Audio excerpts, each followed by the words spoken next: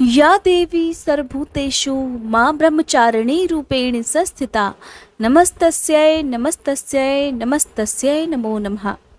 ओम ह्रीं श्रीं क्लीं श्रीं ताराय नमः। गुप्त नवरात्रि के दूसरे दिन मां ब्रह्मचारिणी के साथ साथ महाविद्या मां तारा की भी पूजा की जाती है। मां तारा जीवन में आने वाली सभी विपत्तियों, आकर्षण और संकटों से मुक्ति दिलाती हैं। मां तारा की साधना पूर्ण रूप से अघोरी साधना होती है। विशेष रूप से तंत्र मंत्र की सिद्धि के लिए मां तारा की पूजा मध्यरात्रि में की जाती है। मां तारा की साधना करने से मनुष्यों को अलौकिक सुख के साथ साथ शांति और समृद्धि भी प्राप्त होती है। मां तारा अपने सभी भक्तों और उपासकों की सभी मनोकामनाओं को पूर्ण भी करती हैं। इसके साथ ही मां तारा को धन से जुड़ी समस्याओं के लिए भी पूजा जाता है। मुक्ति प्रदान करने वाली देवी होती है मां तारा। मां तारा के 3 स्वरूप हैं। इनका रंग नीला है, इसीलिए इन्हें नील सरस्वती भी कहा जाता है।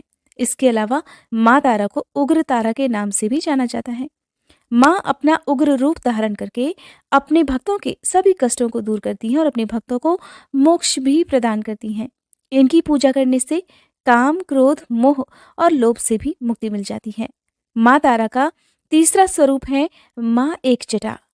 भगवान शिव द्वारा समुद्र मंथन के समय हलाहल विष का पान करने पर उनके शरीर में जो भयानक पीड़ा हुई, उसके निवारण के लिए इन्हीं देवी तारा ने माता के स्वरूप में भगवान शिव को अपना अमृतमय दुग्ध पान कराया था, जिसके कारण भगवान शिव को समस्त प्रकार के शारीरिक कष्टों से मुक्ति मिल गई थी। देवी तारा जगत जननी माता के रूप में और घोर से घोर संकटों की मुक्ति हेतु प्रसिद्ध है। देवी तारा का निवास स्थान घोर महाशमशान है, जहां पर हमेशा चिताएं जलती रहती हों और ज्वलंत चिता के ऊपर देवी तारा नग्न अवस्था या फिर बाघंबर पहनकर खड़ी होती हैं। देवी तारा नर खपरों और हड्डियों की मालाओं से सुशोभित हैं। सर्पों को आभूषण के रूप में ये धारण करती हैं। देवी तारा प्रत्यालीढ़ मुद्रा अर्थात जैसे कि एक वीर योद्धा अपने दाहिने पैर को आगे करके युद्ध लड़ने के लिए तैयार होता है, उसी प्रकार धारण कर शव या चेतना रहित शिव के ऊपर आरूढ़ हैं। देवी के मस्तक 5 कपालों से सुसज्जित हैं। ये नव यौवन संपन्न है। नील कमल के समान 3 नेत्रों से युक्त उन्नत स्तन मंडल और नूतन मेघ के समान कांति वाली हैं। विकट दंत पंक्ति और घोर अट्टहास करने के कारण देवी का स्वरूप अत्यंत उग्र और डरावना लगता है।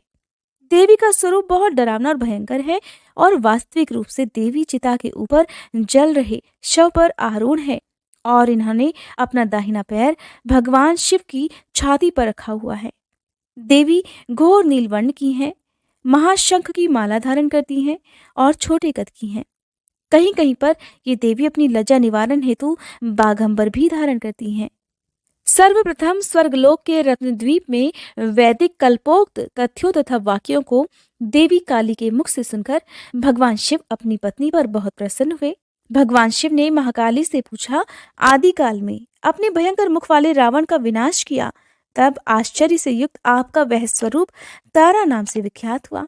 उस समय समस्त देवताओं ने आपकी स्तुति की थी और आप अपने हाथों में खड्ग, नरमुंड, वार तथा अभय मुद्रा धारण किए हुए थे। मुख से चंचल जीवा बाहर कर आप भयंकर रूप वाली लग रही थी। आपका वह विकराल रूप देखकर सभी देवतागण भय से आतुर होकर कांप उठे थे। आपके भयंकर विकराल रौद्र रूप को देखकर उन्हें शांत करने के निमित्त श्री ब्रह्मा जी आपके पास गए थे। समस्त देवताओं को ब्रह्मा जी के साथ देखकर देवी लज्जित होकर आप खड्ग से अपनी लज्जा के निवारण का प्रयास करने लगी। रावण वध के समय आप अपने रुद्र रूप के कारण नग्न हो गई थी और स्वयं ब्रह्मा जी ने आपकी लज्जा के निवारण हेतु आपको व्याघ्र चर्म प्रदान किया था। इसी रूप में देवी लंबोदरी के नाम से भी विख्यात हुई। तारा रहस्य तंत्र के अनुसार भगवान राम केवल निमित्त मात्र ही थे। वास्तव में भगवान राम की विध्वंसक शक्ति देवी तारा ही थी, जिन्होंने लंकापति रावण का वध किया था।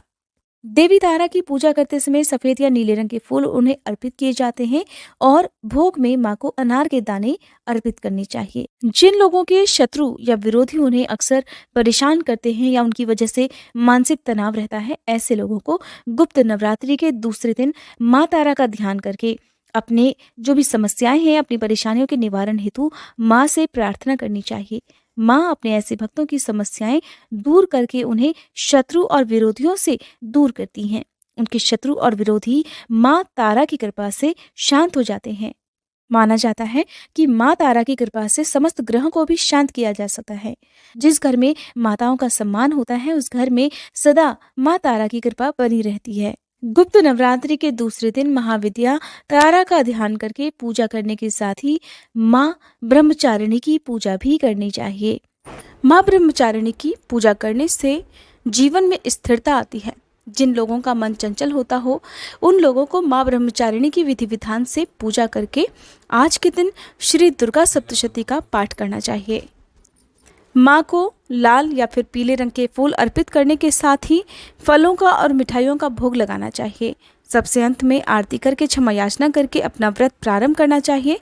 फिर दिन भर उपवास रखकर शाम को भी पूजा करके फलाहार ग्रहण करना चाहिए।